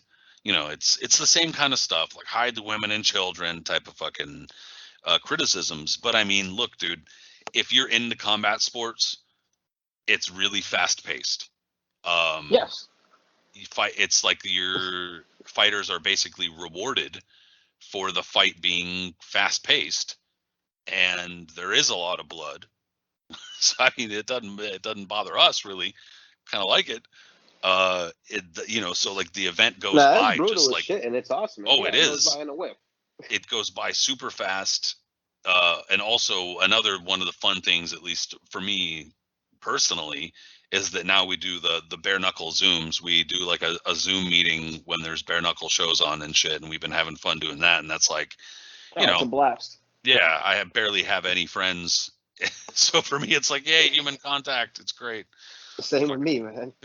And like, what I find interesting and fun about it too is that a lot of fighters and MMA fighters as well, boxers and MMA fighters, are transitioning and going over there and trying it out. Whether their career is like winding down in boxing or in MMA and they just want to try something different, or they just think it'll be like an easy payday, whatever it is, they usually join it. And what's been fascinating so far is that the majority of the fighters and MMA stars that have transitioned over have lost. Yeah, and that's the funny thing is that there's a clear link between there's a clear link between like a lot of these other combat sports, boxing and MMA and bare knuckle, and like it's really not that far away. It's there's enough of an overlap, I think, to get a lot of people interested. I think there's even been one or two wrestlers that have done it. I mean, not like high profile, obviously, but I think it also says something about how a lot of these fighters are getting paid too, that they would be willing to take this kind of risk or to take this kind of step. Like Paige Van Zandt has probably been one of the higher profile fighters in general to have stepped into. Paulie Malignaggi is pretty high profile. But regardless, it's fun. Paige is up there, and she was like, she could tell from her attitude when she was first interviewed and told that she was signed. She thought it was gonna be a walk in the park. Like when she met up with that girl who called herself a feeling. I already forgot her name. Britain Hart. Yeah, her. Paige was like, "Oh, you're gonna be. I'm so glad I'm gonna fight you. I was hoping to have an easy opponent for my first one in, and blah blah blah." Like talking all this smack, and she got whooped on. Big mistake. Then the same thing in this past fight that she had, same thing. She lost the second time to this other girl. Chop Chop Curly came in and thought he was gonna have an easy walk in the park, I think, and after like 2 or 3 rounds of he didn't even really take that much sustained punishment, to be honest. I think he just didn't like the heat he was taking, and he was like, "I'm out."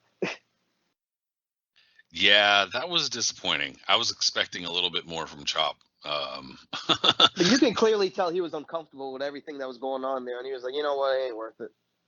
That's the thing that so many fighters going into it are either not realizing, or if they realize it, they're just not understanding the magnitude of that shit, dude. That once you get in there and the clinch, you can clinch, yeah, you can do that clinching and mauling and all that, absolutely. And they're like looking to the ref, like, "Are you about to break this up?" And they're like, "There's an arm free, dude. Like, you got to do this."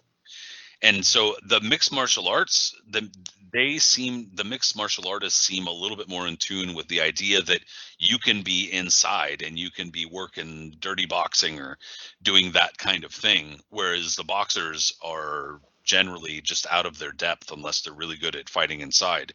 So I mean, it's really interesting to see that transition too. A couple of fights, Paulie and Chop Chop were completely out of their element. They had no idea what to do.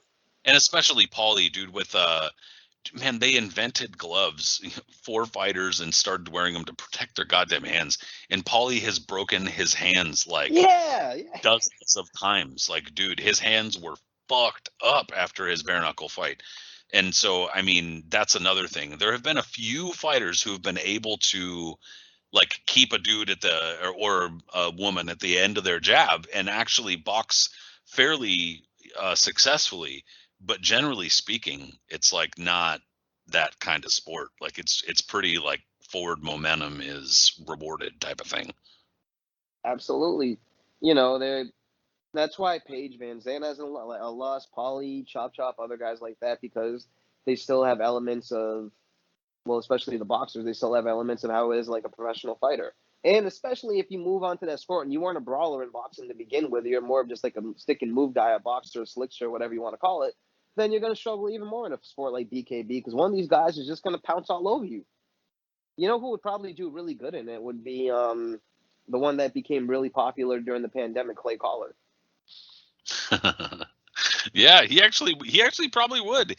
And I actually thought about this the other day too, but Regis Prograis I think might be all right at it. I think he'd do pretty well. Prograis would definitely, the way his style is, and he's already kind of like, a guy who likes that inside fighting and, the action, and a very aggressive fighter, and a guy, who's not afraid to dig in like that, for sure. I think he'd fit in well with there. Yeah, I think he'd do all right. I mean, there are a number of fighters, but at this point, it hasn't quite gotten to it hasn't quite gotten to the point where bare knuckle is paying quite enough to make it worthwhile for most boxers to go For that sure. way. But it definitely is paying enough so that most mixed martial artists below a certain level are like, that looks pretty tasty. Above a certain level, they're all right, but below a certain level, like below kind of like I don't know, like let's rate them A to F. Below like Mm-hmm. B, below like the B level, they're like, looking toward it. So it's growing as a sport. I enjoy it. You enjoy it. I think it's And real it can fun. give you, like I said, it can give you maybe at least on your career, or at least it's staying relevant, something to do in combat Yeah. sports. And you know what, dude? In terms of the safety of it, I mean, obviously we could be in the long term proven entirely wrong. And generally speaking, getting hit to the head is not good. So let's just put that as a baseline. So I mean, regardless of anything, just saying. Yeah. gloves or whatever. But generally speaking, dude, we're gonna see fights stopped at a safer time in bare knuckle than in boxing. Period. That's absolutely the case. And boxing was made primarily to protect your hands when it came to gloves and stuff like that. It wasn't made so to make sure Right. guys weren't going to be suffering head injuries. Exactly. So, Yeah, um, that's the misconception, is that it's like to yeah. protect, the face. No, it's to make sure that, the fight can go how it can go and people's hands aren't getting broken. Because you've read the accounts of bare knuckle fights from like hundreds of years ago, Oh and my it's like God, dude. 3 hours long and they can't even punch each other anymore because their arms are like broken and they're like, just running into each other because Yeah, it's like, they just maul around in a weird yeah, wrestling fuck match that, that, man. like, nah. Come on. Come on, no. But that's literally, I could just kind of envision it in your mind. Those fights were like a Awful. combination of boxing, barroom brawl, wrestling, MMA. I don't know. It's like taking a fucking potluck dinner. You just take all the shit from like one little sprinkle of each and throw it in there and don't know what's gonna come out and just throw it. Yeah, it probably was awful quite a bit of the time in terms of entertainment value, dude. It was probably pretty, I mean, the too. fact that they lasted 4 to 5, 6 hours Yeah, sometimes, clearly, yeah, enough of a stalemate, bro. You guys go work out for a couple months and let's do this later. Like, this sucks. What are you I mean, doing? there was a lot of times, man, that they had to cancel it because it started raining or it got too dark out or whatever. And most of it, and half of it, I've read a few of those accounts that like those guys went about 3 hours and not like one punch was actually landed. They were just thrown down each time and grappling and other stuff, and no one really got a clean shot in. Yeah, I'm good. Yeah, it doesn't sound like fun, man. All the accounts that Lloyd Byron made, and you see those beautiful paintings that depict these dudes like clawing at each other, eyes hanging out and stuff, and people Yeah, cheering them on. I mean, don't get me wrong, like you mentioned, dudes got definitely injured and their faces were disfigured and suffered injuries, and guys passed away and such. But yeah, uh, you know, oh, we're sick. Yeah. No, dude, just it's saying. it's it's a lot of fun, dude. Bare knuckle is a lot of fun. I'm Yeah. not really familiar with the stuff going on Saturday. I know that there is some sort of pay-per-view on Fight TV, which I'm just being totally honest, I'm probably not going to buy. But there's another bare knuckle event. It's BKB that's on Saturday, and I don't think I'm going to buy that. But there's a different bare knuckle event on YouTube on Mhm. Saturday. So I don't know. I mean, depending on the timing of all of this, I might have like the old split screen, like two boxing and one fucking bare knuckle all at the same time. But hey, it's 2021, and if we can do that, I'll do it, man. You know what? I was telling my friend yesterday when we were watching a TV show, and he was like, "Hey, rewind that really quick." And I was like, something? I remember when I was a kid telling my dad, I was like, "You ever think we'll be able to rewind TVs or fast forward things and do like that?" And he laughed in my face. I remember he laughed in my face, and he was like, "Of course not." He's like, "The hell are you talking about?" And what a time to be alive, huh? No shit, dude. As soon as they Yeah, came out with like TiVo, I remember when they came out with TiVo, I was like, hot damn, they finally did it. And now it's like just on demand whenever. It's pretty yeah, crazy. yeah. Nah, but you know what? There's plenty of combat sports going on this weekend, so it should be a lot of fun. I don't think I really missed anything. I mean, don't really do much of mixed No, martial arts no. on I this mean, show, but the Fulton fight, I think, is the week after this. So, and then Joshua Usyk, which we'll definitely, be covering thoroughly, I'm sure. Oh, Will be yeah. coming up at the end of the month. So Yeah, we'll have to talk about that for sure. There's stuff going on pretty much every week. I mean, I'm not trying to be like a wet sock, but we kind of it's like you gotta calm down. Don't get ahead of ourselves because a lot of shit could happen between now and like 3 days from exactly. now. This is boxing. All right. Holy Literally shit! the day before. Literally the day before, something will pop up. Right? It could It's happen at like the weigh-in. Something could happen. Whatever, and then the fight's canceled. There's going to turn out somebody's like an anti-vaxxer that was attending January 6th, or there's going to be like a drug kingpin from some part of Europe is going to be part of some promotion and negotiating a fight. I mean, dude, anything could happen.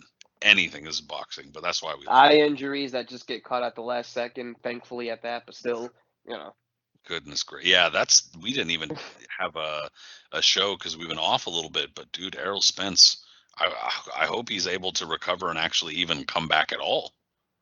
Dude, eye injuries are really, really bad. I mean, I wouldn't play with mine. When you think back to all, the way I just said that, really, really bad. Like that's like the most understated thing ever. When you go all the way back to like, you can go like all the way back to guys like Pete Herman, who was former bantamweight champion from the 20s, who like ended up blind later on in his life. Fidel Navarro, who had who had eye problems later on in his career. Yeah, he was blind in one eye later on. Yeah, like totally blind, and his eye looked all funky. The two Sugars that came before Sugar Ray Leonard, and while kind of like sandwiched between Sugar Ray Robinson and Sugar Ray Leonard, Sugar Ray Seals and George Sugar Gainford. Yep. Not Gainford, excuse me. George Sugar Costner. Gainford was the trainer. George Sugar Costner, the welterweight who fought Robinson twice. He ended up blind, and what made him pretty remarkable is that he went to school and ended up gaining a college degree while blind, I think it was. And Seals, who is pretty well documented the eye issues he had throughout his career, and he's practically blind now. So yeah, man, Sugar Ray Leonard, luckily he caught his injury early on, but that hampered his career throughout the 80s. And so like what if Leonard never suffered a detached retina? How what would have happened? I got absolutely slayed by the what if questions over the course of like 36 hours. People, I was just trying to like what I was saying was just start a discussion with your friends about things that might be. People were like, "Hey, buddy, what if?" And I was like, "Oh my God, wow!" But it was fun. But no, if Ray Leonard had not suffered eye injuries, I mean, I'm not 100% sure he had the temperament to go like all out. He seemed pretty strategic in general. Like he seemed like a fighter that was like going to take calculated risks. And look, well, he was with Mike Trainer, and Mike Trainer was the king of calculated risks. Yeah, and dudes were not going to go out there to the he was very, he was a business. Like he was not, and that was the thing. And I'm not talking shit about that either, because I mean, you talk to Ray Leonard now, and a lot of the other fighters who got out the same time he did, accomplished roughly the same things, are not in the same type of shape. He's in great shape. He also did not have a super, he didn't have a ton of fights in his career. So, I mean, he accomplished a shitload in a fairly compact career. And I'm not going to talk shit about that. Even so, you have to imagine like what would happen if he didn't have to retire however many times it was, 5-6 times because of eye issues. And I mean, it's a really common thing in boxing, eye issues, obviously getting hit in the face, but dude, you don't play. And especially because this was brought up when it hit the news, but the possibility that Errol Spence had a pre-existing eye injury from his accident that just might not have been caught or potentially was concealed. So, I mean, dude, it's bad stuff. I hope he's all right. Yeah, and from what I've read, I mean, I've suffered. Look, I hurt my eye sparring a couple of times when I used to box when I was younger, right? And that was scary enough. I remember one time I caught a punch directly on my eyeball because I don't have eyes that are really sunk in. Mine stick out a little bit, I guess, which are like the worst when it comes to boxing. Yeah. And I got nailed one time bad, and it felt like, I don't know, I've never had like pain like that. It was like the worst feeling that it felt like a cat just scratched it. You know what I mean? And I saw like triple vision. It was blurry. My eye was red, pouring tears out of it. It was jacked up, and that freaked me out. You know what I mean? I don't even think I got it checked out because my mom was against me boxing. I never told her I got beat up, so I would just kind of like hide it. But like eye injuries are just crazy. And when it comes to sometimes the retinas, you don't even have like a symptom of it sometimes, as far as I know. Like you can have like a partial tear or something or a Yeah. partial detachment or something and you wouldn't even know it until you go in for like you said, for a checkup, or you do start seeing like spots or something floaty, like people start noticing shit. But Hmm. a lot of fighters, they just want to ignore it and they're like, well, I don't want to say nothing. I got to keep on fighting. And Yeah, it can worsen real quickly, and it's not really something you can play with. So I mean, it's pretty gnarly. I've never gotten an eye injury, thank goodness. And I remember people telling me, and I remember feeling kind of stuff like that. Like you probably heard the term a stinger, like yeah, when you punch and then you feel like that kind of like your nerve or one of your ligaments, like uh, the common boxer's fracture is breaking a bone in your wrist that is hmm common that fighters break just because of the pressure that you're applying to your hand. And often it happens when you don't wrap your hands properly or are wearing the wrong gloves. oh yeah, And I've heard people say the expression a stinger. And I mean, I've hurt my wrist before, but I've heard people say that when you get a real bad shot to the eye, that it's the same, that it's like a real like stinging pain, like bah, yeah, ow, fuck. it sucks. And yeah, I hopefully he's able to come back, dude. That's big shit. But I was gonna Spence, I say mean, that was sad, man. Spence is one of the most talented fighters in the world. he is. This was a huge fight for him. Um, and it's a lost opportunity. Not only was it for a career high payday, but for being able to say he had Manny Pacquiao's name on his record. You know what I mean? So, Yeah. And now Yordenis Uga got that. Ugas got it, yeah. And we've been Yep. having to deal with his tweets ever since then. Oh, that I mean, man. I'm Yeah. happy for the guy. Don't get me Yeah. wrong, but I mean, Jesus, Yeah. It's been a bit much, but I got to Yeah. give it to him. But even so, look, I was going to say before we go, it sounds like in a few days, what is it, tomorrow? Whatever day it is, they're going to be having the purse. That's Purse. right, for Crawford and Sean Porter, right? I'm hoping whatever happens, it's the best thing because it's a good fight, and I think that it's the kind of fight where, if Sean Porter wins that fight, that does a hell of a lot for his career. It puts him in a position to call himself the best welterweight right now, especially with Spence not not around. Or Yeah, yeah. even at worst, it puts him in a position to have a lot of leverage against somebody else in the PBC stable. But if Terrence Crawford wins that fight, especially if he wins it like emphatically, that's a big win because pretty much everybody has trouble with Sean Porter. Dude, yeah, this Porter is a pit bull. He's one of those guys that, like you said, you can't look good against him. He's relentless. He's extremely strong, probably physically strong, the strongest welterweight in the world, and just has a relentless, very mauling style that you're gonna struggle with. And because of that, because he's not really a massive puncher either. Most of the fights he has are really close ones, where you could either he loses it narrowly, or you can make the argument that he probably should have got the decision or whatever it may be. You know what I mean? Like his fight with Ugas, he took Porter to the limit. He took Thurman to the limit. Like, you know, he's a really, really, really tough guy. He came from a very decorated amateur background. He's been in with the best welterweights he has. He has one of the best resumes in boxing. And out of all the PBC guys out there, he's probably the one that's most willing to test himself against the best, or wants to test himself against the best. It's pretty clear that Sean Porter is one of those fighters that's just like put him in front of me and we're fighting. And you Yeah, have like he's hyped for that. None of the other guys from PBC land, including Spence, have really expressed themselves. Like they just talked in circles about wanting to fight Crawford. And that's why nothing has really transpired, nothing's really popped off, because no one's really tried to push for it. And all the logistics involved, which is nauseating to even really talk about, prevents that. But Porter, like you would just say, he's that type of dude that just says, you know what, I want to fight the best. Crawford's the best. I want a title again. I need this on my resume. Let's do it. You gotta, yeah. I mean, you have to respect whether you not like him or not. Whether, I mean, I'm not gonna lie. Sometimes the ha ha ha ha can get a little grating. Yes, It's not my favorite, but he fights hard, and you know that pretty much no matter what, he's gonna show up and he's gonna give us all. So I mean, you can't really. And on top of that, I mean, he's a snazzy dresser. Oh yeah, man, I love his style. But one snazzy dresser to another. I'm a fan of his. But yeah, I know you gotta respect it. Yeah, for sure.